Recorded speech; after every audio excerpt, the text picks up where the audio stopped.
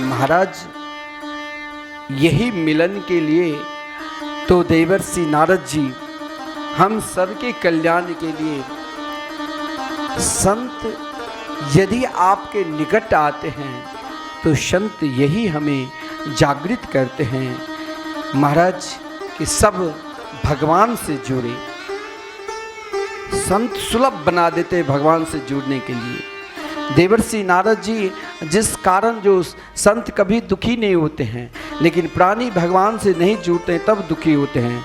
जब देवर्षि नारद जी दुखी होकर सब भगवान से जुड़े, जिस कारण संसार में हर जगह विचरण किया, तो शनकादिक मिले। तो शनकादिक ने पूछा, कथम ब्रह्मण दीन मुखा कुतश्चिंता तुरो भवान त्वरितम गम्यते कुत्र कुतश्चागमनम तप। एक जो सबसे अधिक दुखी आत्मा के 4 लक्षण होता है। मुख उदास, हर हमेशा चिंतातुर, जो करोड़ों करोड़ों की संपत्ति है, धन की कमी नहीं है, लेकिन उनका लक्षण क्या होता है? दुखी आत्मा के मतलब दुखी व्यक्ति के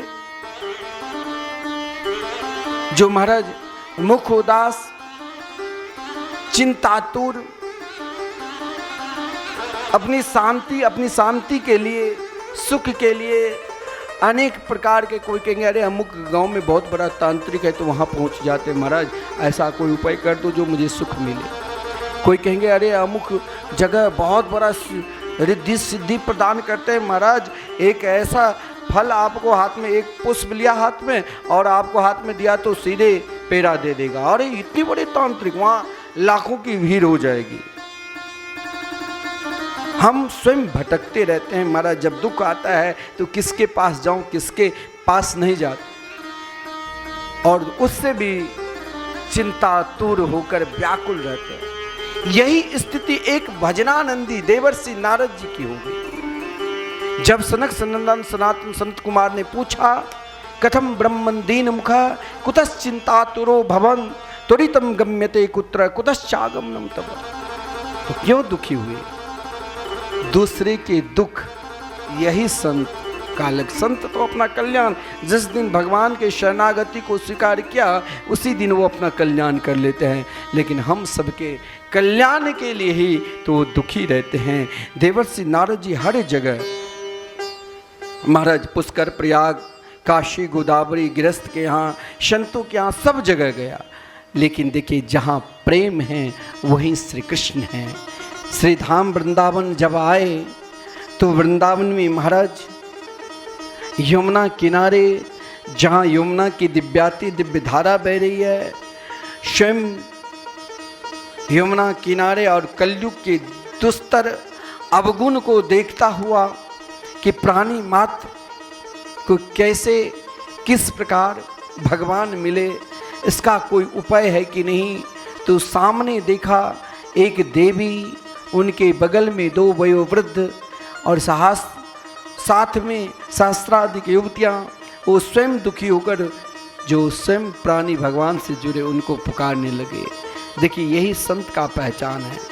संत अपना दुख मरा, दूसरे को दुख को पहले दुख को सुनकर उनका समाधान करते हैं।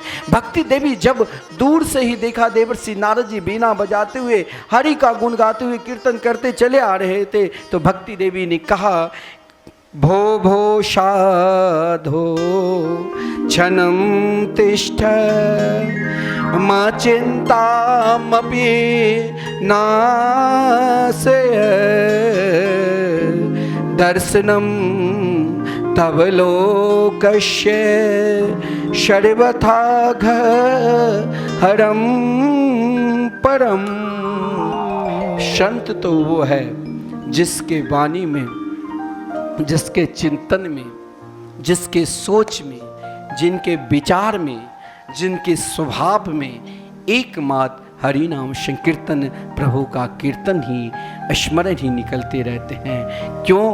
क्योंकि भक्ति देवी ने कहा, संत दर्शन मात्र से ही महाराज अनेक जन्म जन्मांतरों तक जो प्राणी दुख के सागर में गोता लगाता है, अरे मरने के बाद भी हम इस जन्म में जो क्या वो अगला जन्म फिर हम जन्म लेते हैं तो हमें वही भोगना पड़ता है। लेकिन एक संत की कृपा हो जाए तो इस जन्म में जो भी कुछ हुआ है, हमसे गलती हुई है, पुण्य हुआ है, पाप हुआ है, वो सब नष्ट होकर हमारे हृदय में श्री कृष्ण से प्रेम करा देते हैं। क्योंकि सर्वथा घ हरम परम, क्योंकि स्वयं श्री कृष्ण ने अघ को, पाप को नाश किया और वही पाप को नाश करने वाले मेरे गोविंद को सदा हृदय में बसा कर रखते हैं। भक्ति देवी ने अपनी परिचय दिया, अपने स्थान बताया कि दक्षिण प्रांत में उत्पन्न हुई, महाराष्ट्र में कई सम्मान मिला, लेकिन वृंदावन प्राप्त कर मुझे बहुत प्रसन्नता मिली, सुख मिला। अपने पुत्र ज्ञान और वैराग्य के विषय में भी कहा।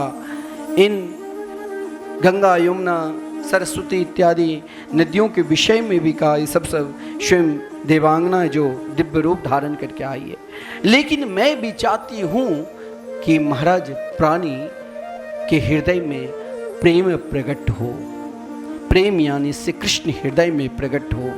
लेकिन वृंदावन को प्राप्त कर भक्ति देवी को बहुत सुख मिला, क्योंकि वृंदावन है ही ऐसा। जीवन को यदि कृष्ण के प्रेम में अगर आपको कहीं मन ना लगे, और हमारे पूज्य गुरुदेव कहा करते हैं सब तीर्थों में चले जाओ, सब तीर्थ के दर्शन करने के बाद आप वृंदावन आओ, क्योंकि वृंदावन जब आओगे तो आपके हृदय में अगर भजन करने की भी इच्छा नहीं होगी, लेकिन वृंदावन जाकर प्रथम बारी आपने जीवन में कभी भजन किए ही नहीं, परंतु वृंदावन में पैर रखते ही आपके मुख से कोई ना कोई लिवा ही देंगे राधे राधे, क्योंकि वहाँ प्राणी मात्र भगवान के नाम गाते रहते हैं। इसीलिए जीवन को, मन को वृंदावन ले चलो।